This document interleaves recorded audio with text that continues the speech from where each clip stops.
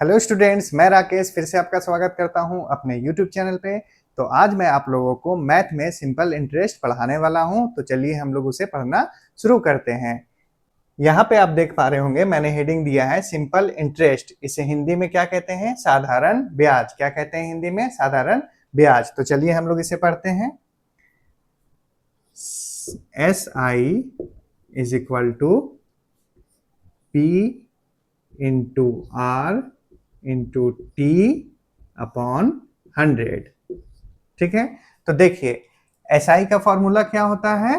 SI मतलब simple interest, इसका formula होता है P into R into T upon 100।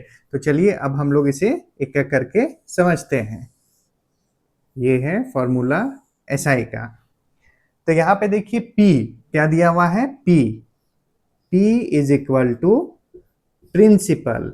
P का मतलब क्या होता है? प्रिंसिपल। इसे हिंदी में मूलधन कहते हैं। देखिए P का मतलब होता है प्रिंसिपल, इसे हिंदी में मूलधन कहते हैं। मूलधन यानी जिस धन को, जिस रकम को हम लोग उधार के तौर पर किसी से लेते हैं तो वो हमारा कहलाता है प्रिंसिपल। उदाहरण के लिए अगर हम लोग किसी से 5,000 रुपए उधार के रूप में ले रहे हैं तो वह 5,000 रुपया हमारे लिए क्या होगा? प्रिंसिपल होगा। ठीक है, अब चलिए नेक्स्ट हम लोग देखते हैं आर। आर का मतलब होता है रेट। आर का मतलब क्या होता है? रेट। रेट ऑफ इंटरेस्ट यानी दर। ठीक है, तो अब देखिए ये रेट का मतलब क्या होता है? हम लोग जब किसी से उधार लेते हैं तो कुछ एक्स्ट्रा पैसा हमें ब्याज के रूप में उसे देना पड़ता है, और वो किस दर पे, किस रेट से हमसे लेगा वो हमें पता चलता है इस रेट ऑफ इंटरेस्ट से। ठीक है, इसे और हम समझ सकते हैं कि मान लीजिए 5,000 रुपए हम लोग उधार के तौर पे ले रहे हैं और उस पे 10% हमें रेट ऑफ इंटरेस्ट लग रहा है। तो 10% कहने का मतलब है कि 10/100 यानी 100 रुपए में प्रति वर्ष 10 रुपए हमें ब्याज के रूप में देना पड़ेगा। ठीक है, तो उम्मीद करता हूं कि आपको रेट भी समझ में आया होगा। अब चलिए नेक्स्ट हम लोग देखते हैं टी। टी का मतलब होता है टाइम यानी समय। टी का मतलब क्या होता है? समय। तो समय का कहने का मतलब है कि हम लोग उधार कितने दिनों के लिए ले रहे हैं। या 1 वर्ष भी हो सकता है, 2 वर्ष भी हो सकता है, कितना भी हो सकता है। तो मैंने आप लोगों को फॉर्मूला बतला दिया। SI is equal to P into R into T upon 100। और P का मतलब होता है प्रिंसिपल, R का मतलब होता है रेट, और T का मतलब होता है टाइम। उम्मीद करता हूं कि आपको यहां तक समझ में आया होगा। अब एक टर्म है amount. A is equal to P plus SI।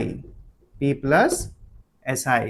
अब देखिए यहां पे मैंने एक फॉर्मूला लिखा है A is equal to P plus SI।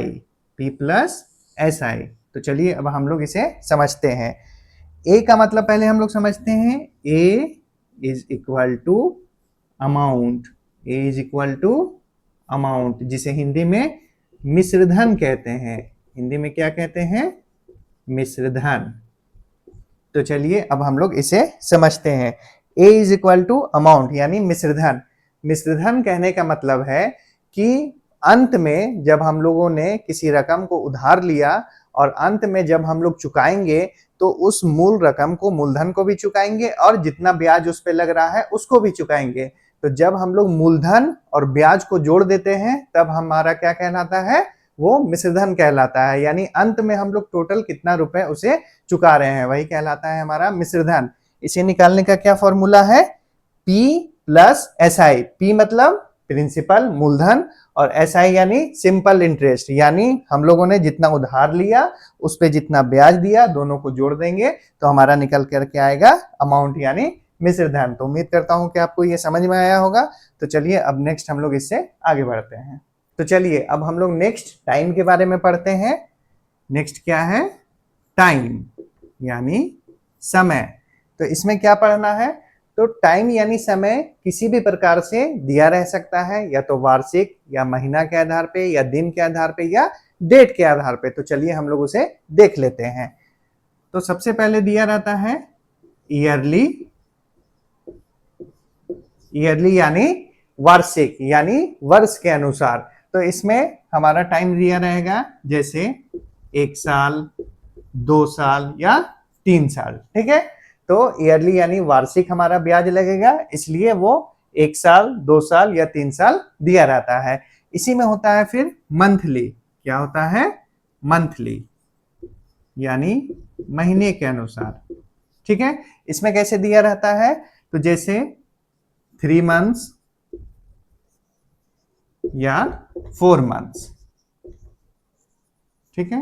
क्या दिया रहेगा? जैसे 3 मंथ्स या 4 मंथ्स दिया रहेगा, यानी महीने के अनुसार इस पे ब्याज लगेगा।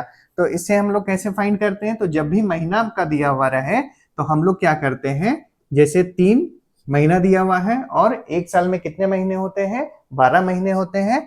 तो हम लोग बटे में 12 कर देते हैं। क्या कर देते हैं? यानी 3 महीना लिखने का क्या नियम है? 3/12 इसे हम लोग लिखेंगे।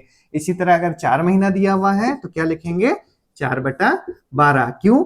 क्योंकि 1 साल में 12 महीने होते हैं। क्लियर है यहां तक? अब देखिए नेक्स्ट है डेज के अनुसार। नेक्स्ट क्या है? डेज यानी दिन के अनुसार, ठीक है। तो इसमें कैसे दिया रह सकता है? जैसे 73 डेज, क्या दिया हुआ रह सकता है?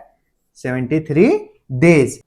नेक्स्ट दिया रह सकता है जैसे 146 डेज, ठीक है। यानी इसमें दिन के अनुसार दिया रहता है, जैसे 73 दिन, 146 दिन। और इसमें जनरली 73 के मल्टीपल को ही दिन बनाकर दिया जाता है। इसके लिए हम कुछ 73 के टेबल को देख लेते हैं।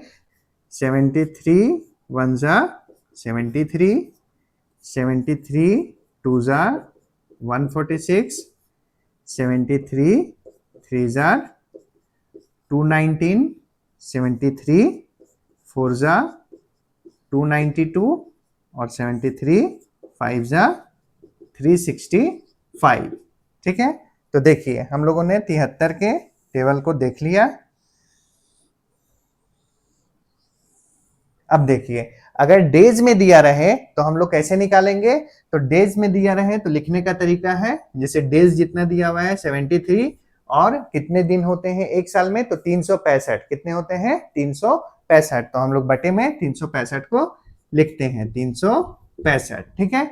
इसी तरह 146 का हम लोग लिखेंगे 146 बटे 1 साल में कितने दिन? तो 365। ये 365 हम लोग लिखते हैं।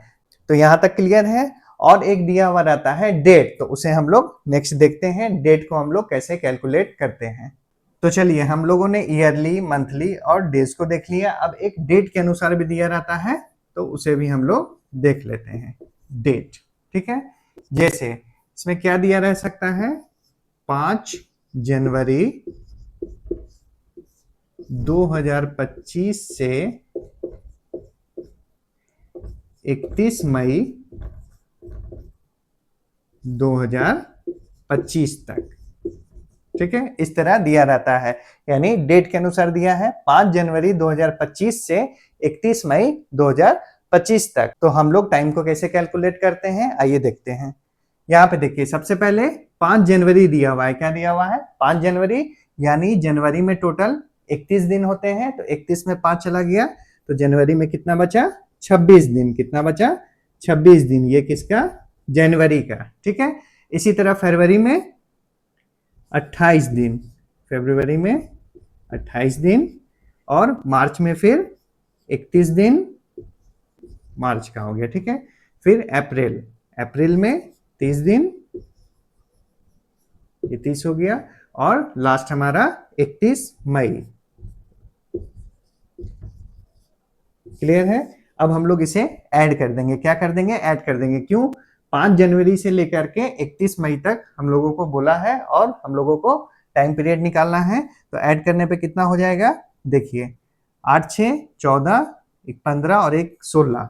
यहाँ पे क्या हुआ? 16 का 6, हाथ में 1, 3 6 9, 9 2 11, 2 13 और 1 14।